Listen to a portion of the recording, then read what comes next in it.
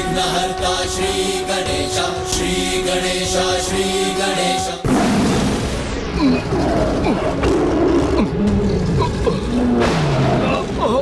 कदाचित अब प्रभु शरभ से लंकेश की रक्षा संभव नहीं।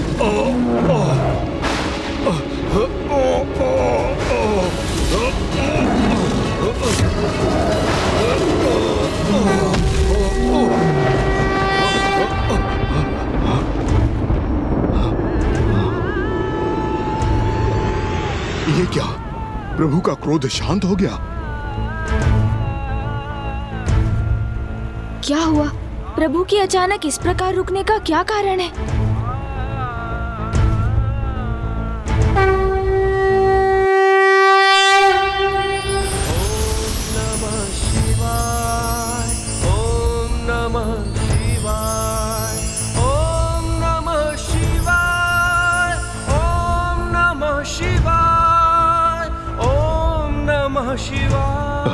प्रभु किस विचार में डूबे हैं?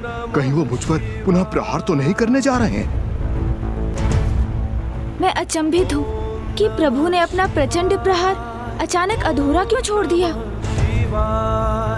ओम नमः शिवाय, ओम नमः शिवाय, ओम नमः शिवाय, ओम नमः शिवाय।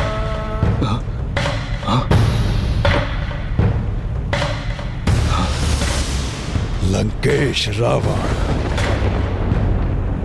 अपने भाग्य को धन्यवाद दो कि तुम नर्मदा नदी के उसी तट पर मेरे सम्मुख आए हो, अन्यथा आज मेरे द्वारा तुम्हारी मृत्यु निश्चित थी। किंतु स्मरण रखना लंकेश कि पूर्व काल के संचित तुम्हारे जिन पुण्य कर्मों ने आज तुम्हारी रक्षा की है, जैसे जैसे उनका ह्रास होता जाएगा वैसे ही तुम्हारा अंत निकट आता जाएगा।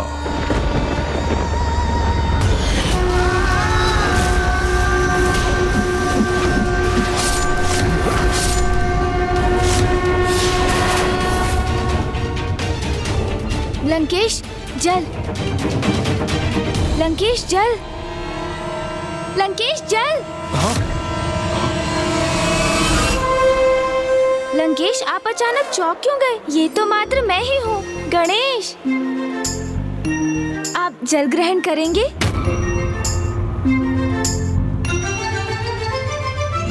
चतुर चतुर चतुर चतुर ज्ञानी।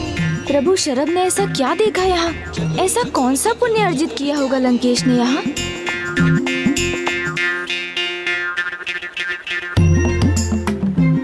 क्या हुआ गौरी पुत्र? ऐसे चारों ओर क्यों देख रहे हैं आप? नहीं लंकेश, मैं तो मात्र ये ज्ञात करने के लिए अत्यंत उत्सुक हूँ कि प्रभु शरभ ने ऐसा क्या देखा यहाँ। वो आपके किस पुण्य का उल्लेख कर रहे थे और यहाँ के कण कण से प्रभु का शिव मंत्र कैसे उत्पन्न हो रहा है? चतुर गणेशा। मेरी जिज्ञासा शांत कीजिए ना लंकेश। गौरी पुत्र, आपकी ये जिज्ञासा तो माँ नर्मदा नदी के तल में जाके ही शांत होगी। आप जो वहाँ पाएंगे वो देखकर आप चकित व आनंदित अवश्य हो जाएंगे। कहीं ऐसा तो नहीं कि लंकेश इतने भयभीत हो गए हैं कि अब मेरा उनके निकट रहना भी उन्हें स्वीकार नहीं, इसीलिए मुझे यहाँ से दूर भेज रहे हैं। गौरी पुत्र, अब आप किस विचार में डूब गए? माँ नर्मदा नदी के जल में एक बार प्रवेश करके तो देखिए, आपको ये स्वयं ज्ञात हो जाएगा कि प्रभु शरभ किस कारण से मुझे अर्थात प्रभु महादेव शिव शंकर शंभू के महानतम भक्त को क्षति पहुंचाने से क्यों रुक गए।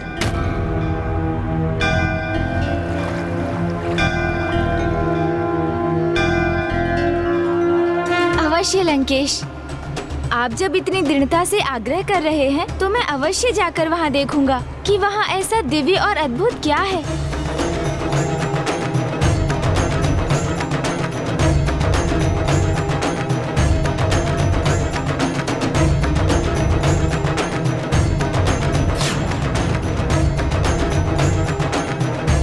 प्रणाम माँ नर्मदा।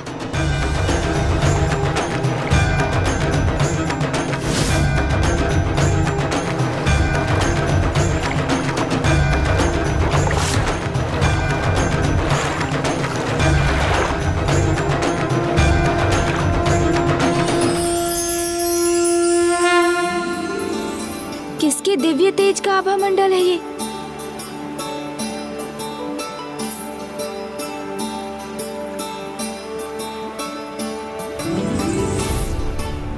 कितना अद्भुत दृश्य है ये।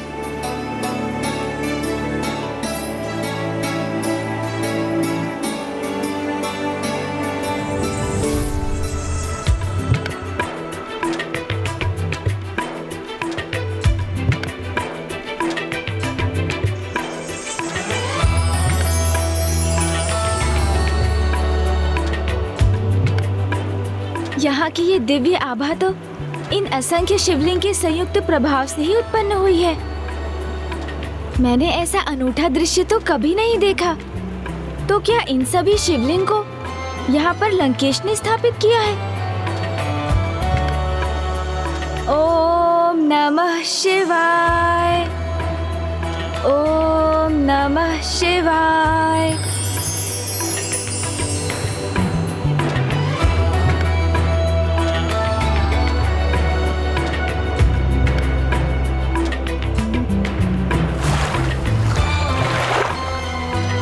लंकेश, कितना अलौकिक और दिव्य दृश्य था ना वो।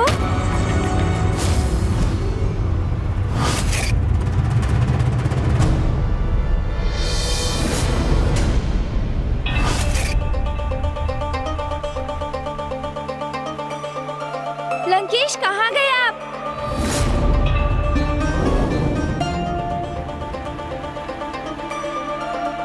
लंकेश, दशानन, मेरा संशय सत्य तो नहीं हो गया? मुझे माँ नर्मदा की जलधारा के भीतर भेजकर लंकेश कहीं अदृश्य तो नहीं हो गए? लंकेश, लंकेश, कहाँ हैं आप? कहीं लंकेश मुझसे मुक्ति पाकर लंका के मार्ग पर अकेले ही तो नहीं बढ़ गए? पिताश्री के आत्मलिंग को लंका पहुँचने के पूर्व उन्हें यहीं कहीं जम्बू द्वीप पर ही स्थापित करना मेरा एकमात्र उद्देश्य नहीं था, अपितु मुझे प्रभु भैरव को दिए वचन को भी पूर्ण करना था कि मैं किसी उपाय से लंकेश से आत्मलिंग को अवश्य प्राप्त कर लूंगा, अन्यथा किसी भी अवस्था में आत्मलिंग को लंका नहीं पहुंचने दूंगा।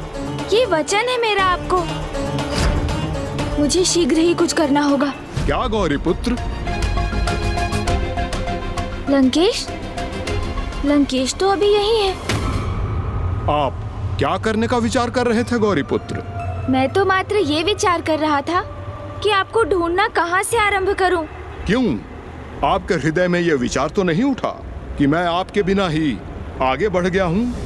नहीं, वो मैं ऐसा कदापि नहीं कर सकता गौरी पुत्र, क्योंकि माँ नर्मदा के भीतर का दृश्य देखने के उपरांत आपको तो ये ज्ञात हो ही गया होगा कि ये स्थान मेरे लिए कितना विशेष है।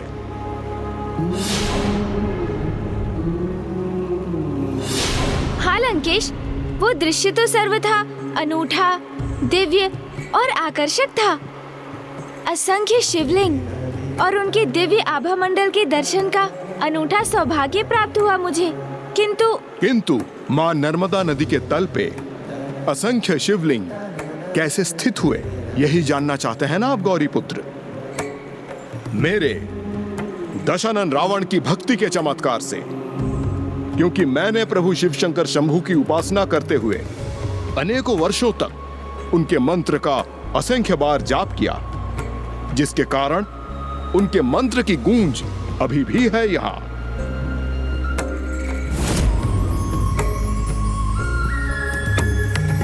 मैं यहाँ नियमित रूप से प्रतिदिन एक पार्थिव शिवलिंग का निर्माण करता था और इसी क्रम में असंख्य शिवलिंग की प्राण प्रतिष्ठा कर मैंने उन्हें मां नर्मदा के जल में विसर्जित किया।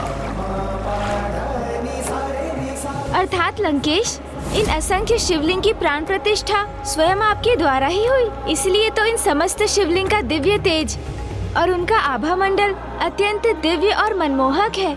इसी कारण कलयुग के समय काल में जब मनुष्यों में भक्ति और विश्वास की भावनाएं कम हो जाएंगी, तब केवल कुछ ही मनुष्यों को इस दिव्यता के दर्शन प्राप्त हो सकेंगे और अधिकतर मनुष्य उन्हें पहचानने में असमर्थ होकर उनको मात्र शिला ही मान बैठेंगे।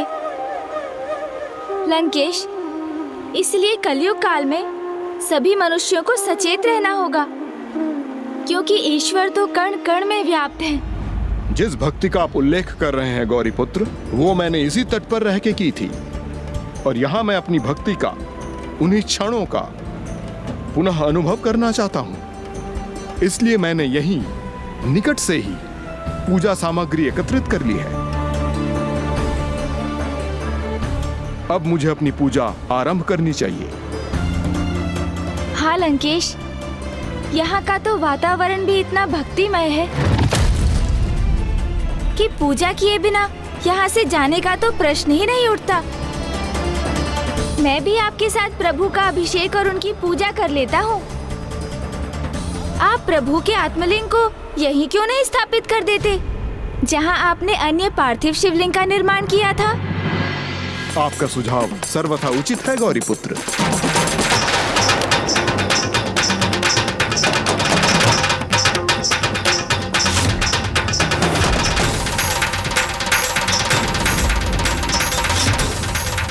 जैसे ही लंकेश पिताश्री के आत्मलिंग को यहाँ स्थापित करेंगे, वैसे ही वो यहीं मध्य जम्बू द्वीप में ही स्थापित हो जाएंगे।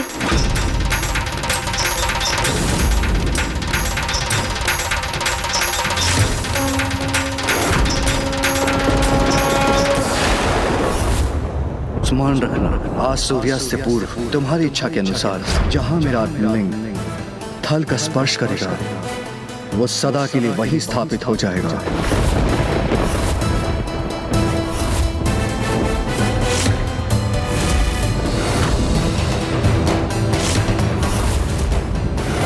लंकेश को तो मेरी युक्ति का आभास हो गया है, अर्थात अब मुझे भी उनके क्रोध का सामना करना होगा।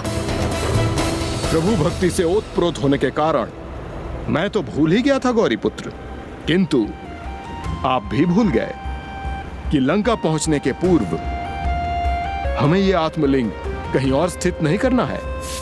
ओह, अर्थात लंकेश से मेरी युक्ति नहीं, मात्र भूल मान रहे हैं। किंतु लंकेश, आप अपने हाथों को मुक्त किए बिना प्रभु का अभिषेक और पूजा कैसे करेंगे? और मुझे महादेव के शेष अवतारों की कथा कौन सुनाएगा? आप चिंता ना कीजिए गौरी पुत्र, क्योंकि मैं दशानन हूं, तो मेरे 10 शीश हैं।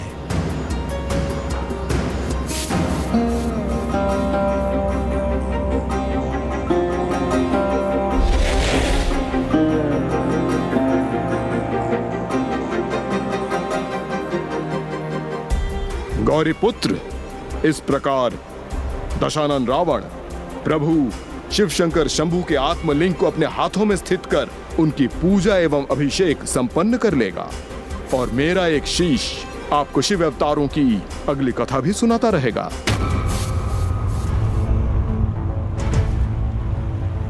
ओम नमः शिवाय, ओम नमः शिवाय, ओम नमः शिवाय, ओम नमः शिवाय, ओम नमः शिवाय, ओम नमः शिवाय, ओम नमः शिवाय, ओम नमः शिवाय, ओम नमः शिवाय। ओम नमः शिवाय।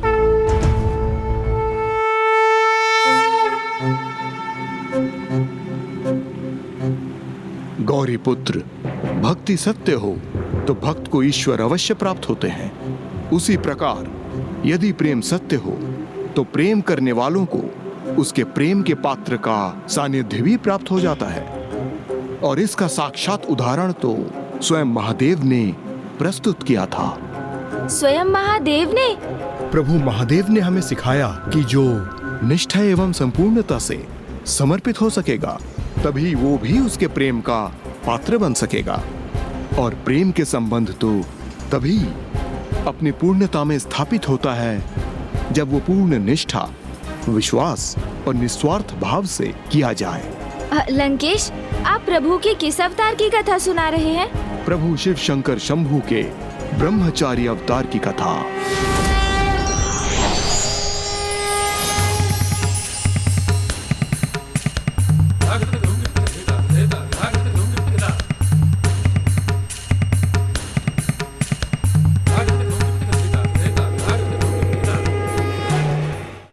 ये तो सर्वज्ञात है ही कि किस प्रकार माता पार्वती ने घोर तपस्या और कठिन सेवा कर प्रभु को पति रूप में प्राप्त किया था, किंतु देवी सती को देवी प्राप्ति के रूप में पाने के लिए प्रभु शिव शंकर शंभू ने कितनी कठोर तपस्या की, उसकी चर्चा तो कोई भी नहीं करता। माँ की तपस्या का तो ज्ञात था मुझे, किंतु माँ को प्राप्त करने के लिए पिताश्री ने भी तपस्या की थी। उनकी तपस्या तो देवी सती के आत्मदाह से ही आरंभ हो गई थी। सर्वप्रथम उन्होंने वीरभद्र जी का आह्वान कर देवी सती के प्रति हुए अधर्म का साक्षी बनने का दंड दिया।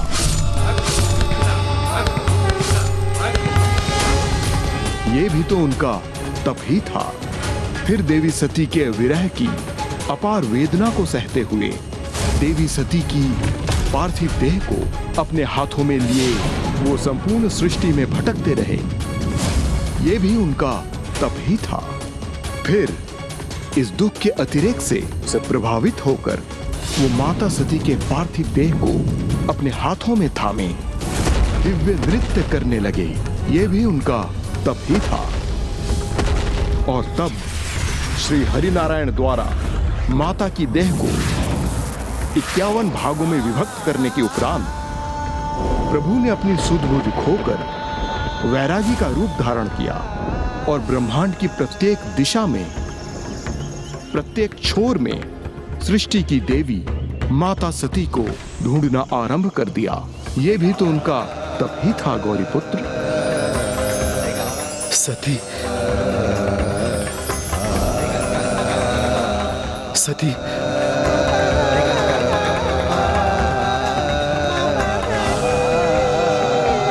सती,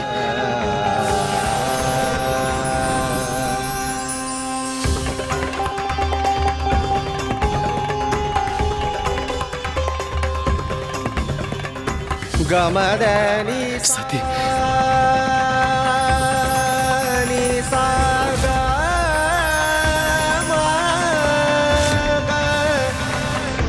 गरे साधनी सा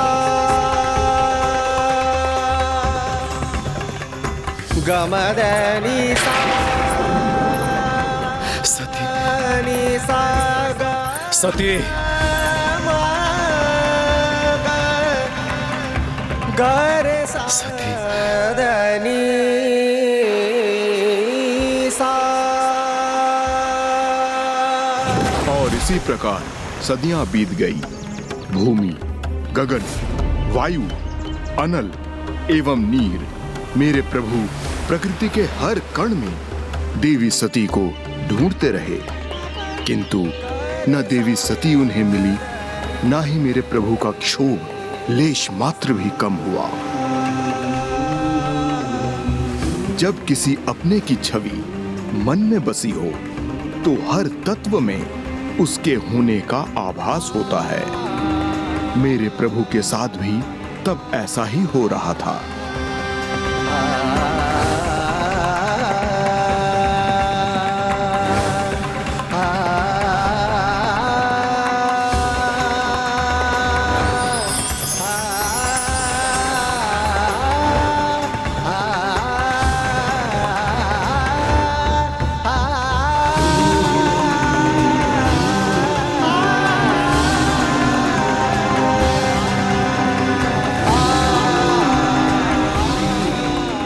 तो ज्ञात था, किंतु अब मुझे समझ आया कि ये माँ को पाने के लिए पिताश्री की तपस्या थी, जिससे मानवता को एक अत्यंत महत्वपूर्ण संदेश भी प्राप्त होता है कि मृत्यु भोगने वाले को तो मृत्यु के समय एक ही बार कष्ट होता है, किंतु उनसे जो स्नेह करते हैं वो जब तक जीवित रहते हैं अपने मृत प्रियजनों का स्मरण कर प्रतिदिन अनेकों बार मृत्यु के समान कष्ट का अनुभव करते हैं। इसलिए स्वयं अपने प्राणों का अंत कर लेना किसी समस्या का समाधान नहीं होता। साहस के साथ समस्या से जूझने से ही उसका हल प्राप्त होता है, न कि अपने प्रियजनों को विरह के कष्ट में पीछे छोड़ जाने में। मेरे प्रभु शिव शंकर शंभू भी विरह में स्वयं को भूल गए, किंतु देवी सती को नहीं। निस्वार्थ प्रेम ऐसे ही निर्मल, निश्चल और निरंतर होता है।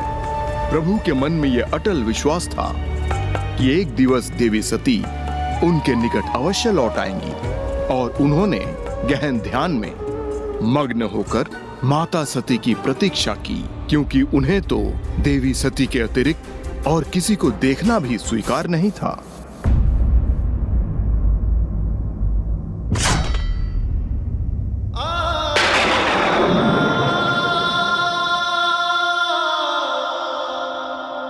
प्रभु, स्वामी, प्रभु, स्वामी।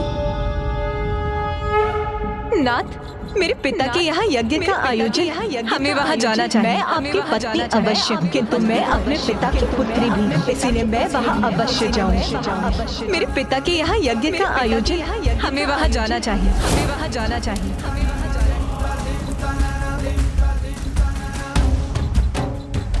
जितना अधिक प्रभु माता का स्मरण करते, उनकी पीड़ा उतनी ही बढ़ती जाती।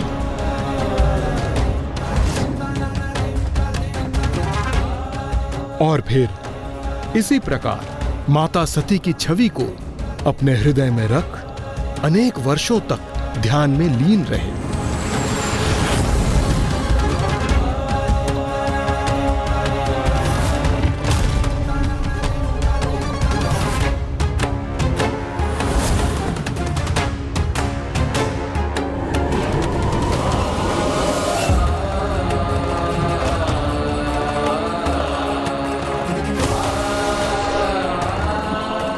यह प्रभु महादेव के गहन ध्यान और उनकी पीड़ा का ही परिणाम था कि अंततः माता सती को देवी पार्वती के रूप में जन्म लेना ही पड़ा, जिसके परिणाम स्वरूप देवी सती ने पुनः देवी पार्वती के रूप में जन्म लिया।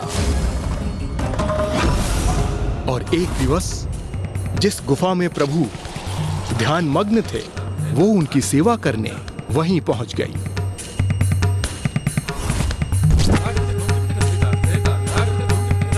मुझे इस कथा का ये भाग भी ज्ञात है। माता ने पिताश्री की सेवा की। वो तो प्रभु के प्रति पूर्ण रूप से समर्पित थी, किंतु पिताश्री अपने वैरागी रूप में अपने निकट किसी की उपस्थिति से अनभिज्ञ थे। जब देवताओं ने कामदेव को भेजकर इस स्थिति में हस्तक्षेप करने का प्रयास किया, तो वो भी असफल हो गए।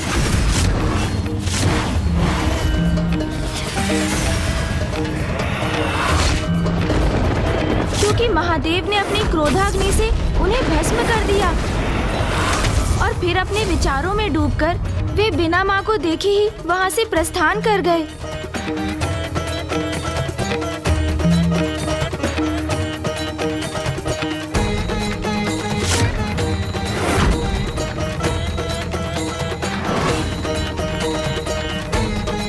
किंतु माँ फिर भी निराश नहीं हुई। जब उन्हें ज्ञात हुआ कि पिताश्री उन्हें कठोर तपस्या के उपरांत ही प्राप्त होंगे, तो उन्होंने अपनी तपस्या आरंभ कर दी। ओम नमः शिवाय, ओम नमः शिवाय, ओम नमः शिवाय। आप भी मात्र अपनी माता की तपस्या का ही उल्लेख कर रहे हैं गौरी पुत्र। आप भूल रहे हैं कि प्रभु ने भी तो तपस्या की और साथ ही साथ सहस्त्रों वर्षों तक देवी सती को स्मरण करते हुए एकाकीपन की पीड़ा को भी सहा।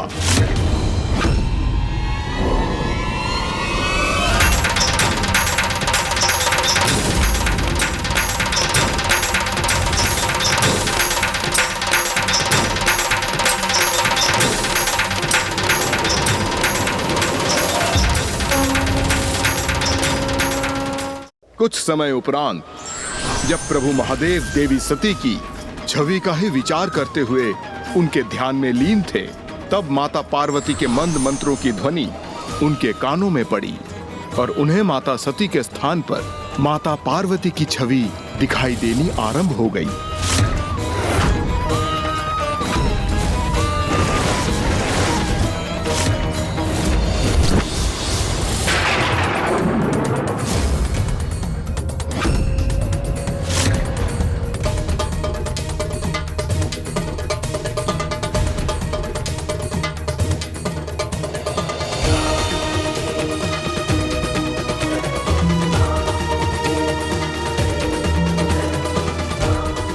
अंततः आप आ गए प्रिय।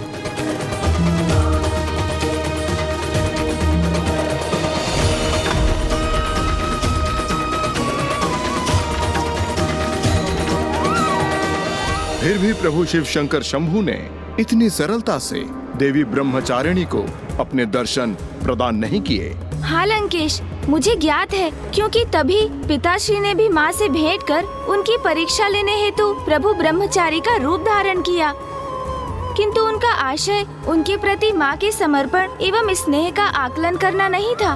तो फिर आपके अनुसार प्रभु उनकी परीक्षा क्यों ले रहे थे गौरी पुत्र? वो तो संसार के समक्ष ये उदाहरण प्रस्तुत करना चाहते थे कि अटूट संबंध स्थापित करने हेतु दोनों को ही परीक्षाएं देनी होती है। प्रभु की परीक्षा तो उनके विरह ने ली थी और अब माँ को अपनी परीक्षा देने का समय था। ओम नमः शिवाय, ओम नमः शिवाय, ओम नमः शिवाय।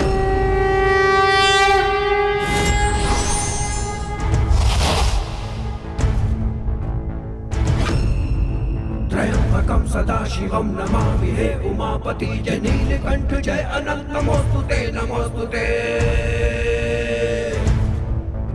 हो भोलेनाथ भक्तों के हो कष्ट से निवारते, ये सृष्टि सारी संकटों से शिव ही है उबारते। ओम नमः शिवाय, ओम नमः शिवाय, ओम नमः शिवाय, ओम नमः शिवाय, ओम नमः शिवाय, ओम नमः शिवाय, ओम नमः शिवाय। तब माता की परीक्षा हेतु महादेव ने प्रभु ब्रह्मचारी रूप में स्वयं की निंदा कर माँ को उत्तेजित करने की चेष्टा की। उन महादेव से विवाह करना चाहती हैं आप, जिन्हें विवाह का अर्थ भी ज्ञात नहीं। आपका जन्म संभ्रांत वंश में हुआ। आपके पिता महाराज, आपकी माता महारानी है, किंतु महादेव का जन्म कब, कहां, कैसे हुआ, ये तो आज तक कहीं प्रकट ही नहीं हुआ। एक भिक्षु मात्र है वो स्वयं भोजन नहीं करते तो अन्य किसी को क्या भोजन देंगे। आभूषण आपका 16 श्रृंगार है, किंतु वो आभूषण के नाम पे आपको क्या दे सकते हैं? अपने कंठ का सर्प। आपकी मांग सिंदूर के स्थान पर भस्म से सुशोभित करेंगे और राजभवन के स्थान पर आपको कठोर शिलाओं और गुफा वाले कैलाश पर भी रखेंगे। और तो और कभी भूल से उनका तीसरा नेत्र खुल गया तो आपको भस्म भी कर देंगे। और सुना तो ये भी है कि वो सदा ही खोए रहते हैं, वर्षों तक ध्यान में लीन रहते हैं। और आप तो अभी से मृत पशु के चर्म को अपने शरीर पर धारण करने का अभ्यास कीजिए। और धारण ना भी करें तो उनकी दुर्गंध सहने के लिए तैयार हो जाइए, क्योंकि आपके वो शिव उसे धारण करना नहीं छोड़ेंगे। महादेव के नाम का जाप कर इतनी कठोर तपस्या कर किस अवस्था में पहुंच गई हैं आप? जिन महादेव के विवाह के पूर्व ही आपकी ये दशा कर दी, वो विवाह के उपरांत आपको क्या सुख देंगे? आपको क्या सुख देंगे? आपको क्या सुख देंगे?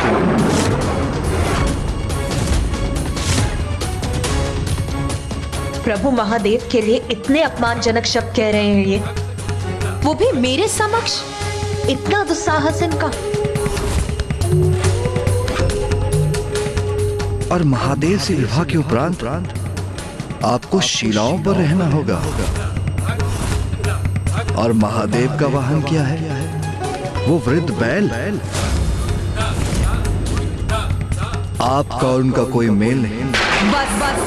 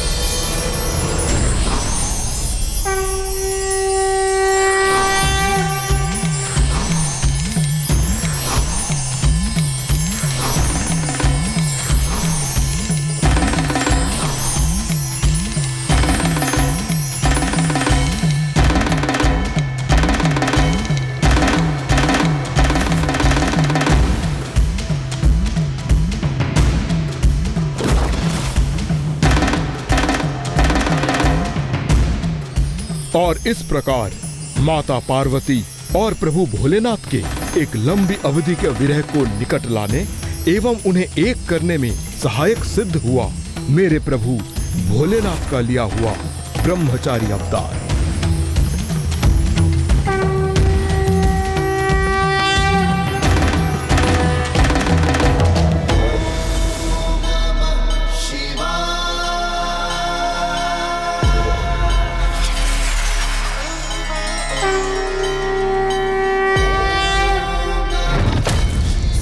प्राण बचाने के लिए एक मनुष्य जितनी ऊर्जा लगाता है, यदि वैसी ही ऊर्जा ईश्वर प्राप्ति के लिए भी लगाई जाए तो प्रभु भी अवश्य ही मिलेंगे।